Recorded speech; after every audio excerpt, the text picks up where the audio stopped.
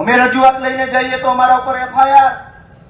એટલે મેં નક્કી કર્યું છે કે ગુજરાતનો આત્મા જગાડવાનો છે દોસ્તો.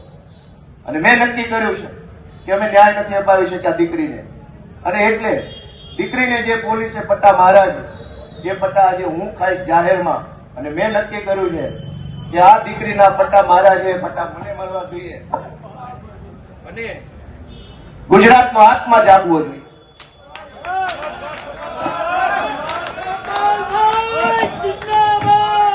ગુજરાતનો આત્મા જાગવો જોઈએ. હવે ગુજરાતનો આત્મા જાગવો જોઈએ. મૂકી દો, આત્મા જાગવો જોઈએ ગુજરાત આખાનો. દીકરીને પટ્ટા કેવી રીતે પોલીસ મારે, મૂકી દો. ગુજરાતનો દોસ્તો આત્મા જાગવો જોઈએ. આત્માની અંદર લાગવું જોઈએ. દીકરીને પોલીસ કેવી રીતે પટ્ટા મારી શકે દોસ્તો? આ સજા મને મળવી જોઈએ. આ સજા મને મળવી જોઈએ. જેને જેને દીકરીઓ, ગુજરાત આખાની દીકરીઓ પર અત્યાચાર કર્યા, સજા મને મળવી જોઈએ. દોસ્તો, અમે ન્યાય નથી અપાવી શક્યા અને મને અફસોસ થાય છે. અમે ન્યાય નથી અપાવી શક્યા. દોસ્તો, હું ગુજરાતનો આત્મા જગાડવા માંગુ છું.